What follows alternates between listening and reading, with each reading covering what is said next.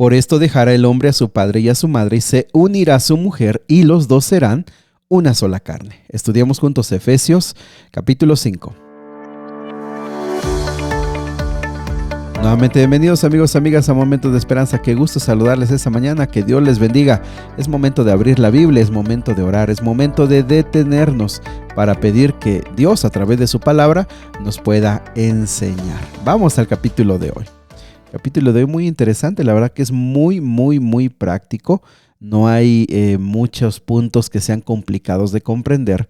Sin embargo, creo que es muy valioso dejar claro que el capítulo de hoy viene a ponernos de manera muy práctica cómo viven los hijos de luz, cómo viven aquellos que están tratando de agradar a Dios en todos los aspectos de su vida.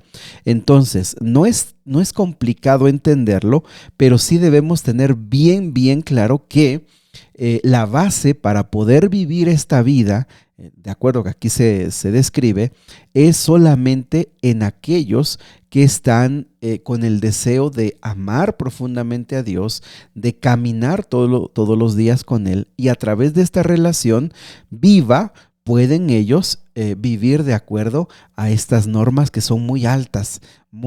Mira, lo vamos a leer en la Nueva Traducción Viviente. Te digo, casi no hay mucho que explicar porque todo es muy claro.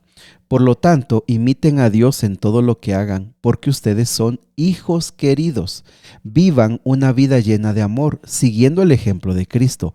Él nos amó y se ofreció a sí mismo como sacrificio por nosotros, como aroma agradable a Dios. Nuevamente, ¿cuál es la base para vivir de acuerdo a su voluntad? Pues reconocer el profundo amor que Él tiene por nosotros, reconocer que Él dio su vida para rescatarnos, para salvarnos, y con esto nos demostró cuánto nos ama, y cautivados por ese amor tenemos el valor de dejar nuestro orgullo y egoísmo y nos entregamos a Él y Él nos va transformando. Versículo 3 al versículo número 5. Que no haya ninguna inmoralidad sexual, impureza ni avaricia entre ustedes. Tales pecados no tienen lugar en el pueblo de Dios. Recordemos que en ese tiempo era muy generalizado el tema sexual, la inmoralidad sexual. Esta palabra en otras versiones dice fornicación o inmundicia, porque se refiere esta palabra a toda clase de desviación sexual. Entonces, eso era muy generalizado. Aquí lo que la Biblia dice es: esas cosas son tan obscenas, son tan terribles, que ni siquiera deberíamos nosotros comentarlas dentro del pueblo de Dios.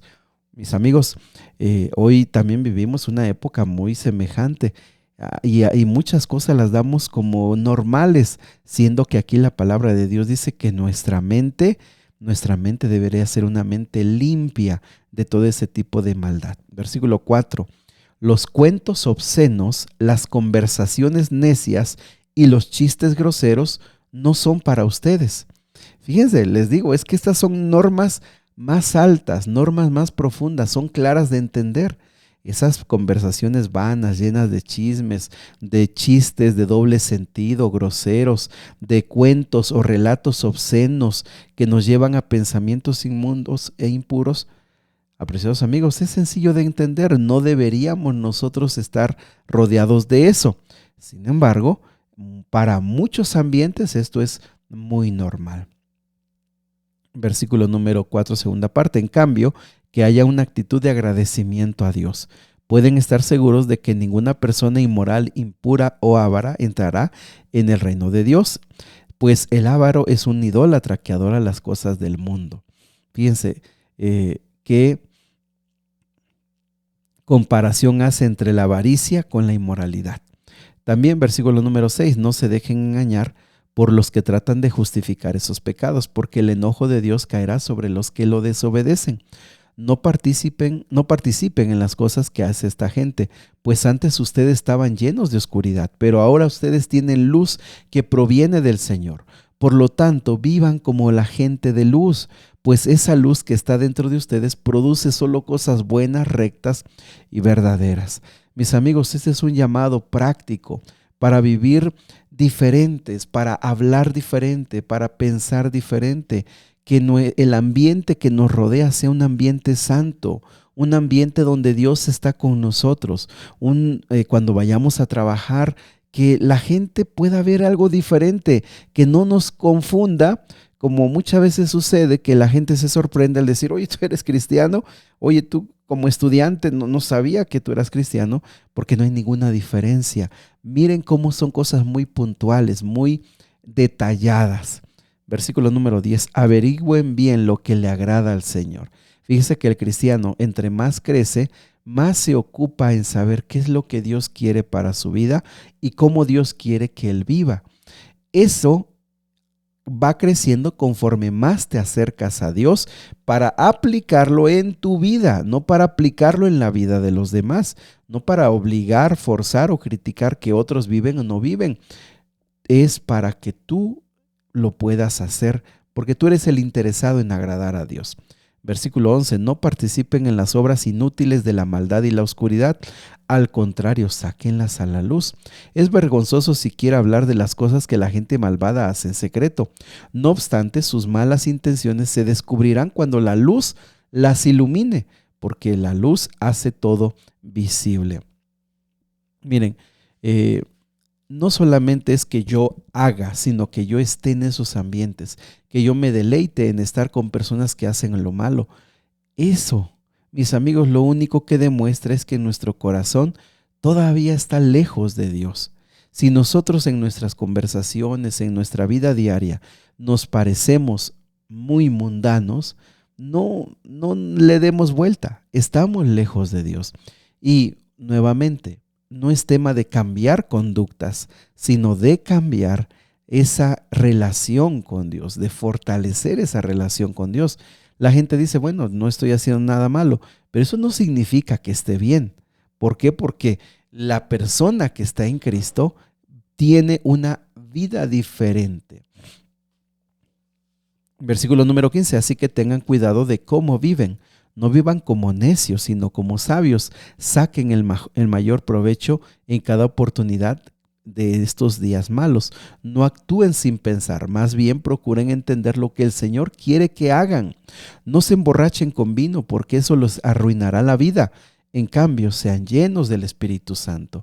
Canten salmos e himnos y canciones espirituales entre ustedes y haciendo música al Señor en el corazón. Y den gracias a Dios por todo, a Dios el Padre, en el nombre de nuestro Señor Jesucristo. Miren, cuántos consejos en tan poquito espacio.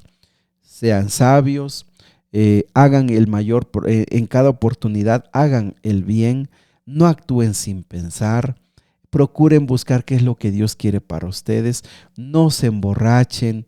Y mis amigos, el tema del vino también, del alcohol, es muy generalizado. Muchas iglesias también lo permiten. Sin embargo, la palabra de Dios condena esas actitudes y esas acciones y esos hábitos. Dice, en lugar de eso, canten. Mis amigos, la gratitud y las alabanzas son la mejor manera de fomentar y de crecer un espíritu cristiano y entregado al Señor. Cantemos, pongamos música es cristiana. Por supuesto que hoy hablar de música cristiana también es complicado, es un reto, porque mucha música cristiana pues realmente dista mucho de lo que Dios espera, de lo que Dios anhela. Sin embargo, que Dios te dé sabiduría para saber qué elegir. Del versículo número 21 al versículo número 33 hay una palabra clave y esa se encierra en el versículo 21. Es más, sométanse unos a otros por reverencia a Cristo. Recordemos que el tema de la humildad y la mansedumbre se ha venido desarrollando. De hecho, hemos visto que la mansedumbre y la humildad son dos características esenciales del que se ha entregado a Cristo. Ahora lo va a aplicar a someternos en tres esferas, en el matrimonio, con los hijos y en el trabajo. Fíjense cómo dice someterse en el matrimonio. Versículo 22. Para las esposas, eso significa sométase cada uno a su marido como al Señor, porque el marido es la cabeza de su esposa, así como Cristo es la cabeza de la iglesia. Él es el salvador de su cuerpo, que es la iglesia. Así como la iglesia se somete a Cristo, de igual manera la esposa debe someterse en todo a su marido. Aquí, y principalmente para nuestra época, esta palabra someterse puede sonar una idea muy antigua, muy absurda.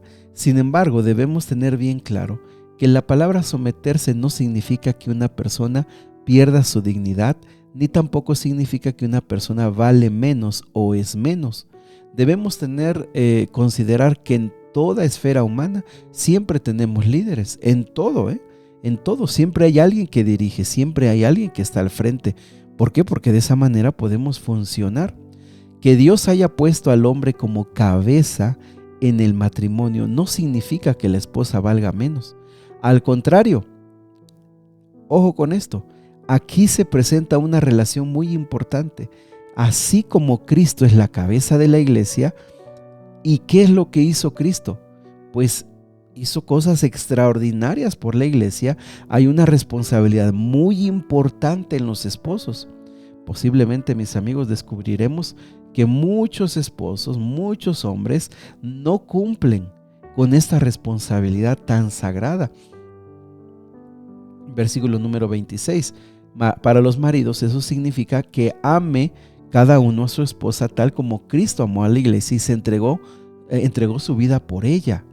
Mis amigos, la palabra de Dios aquí está diciendo que el esposo debe amar tan profundamente a su esposa que esté dispuesto a dar su vida por ella, de tal manera que ella pueda entender completamente, sin ninguna duda, que su esposo la ama.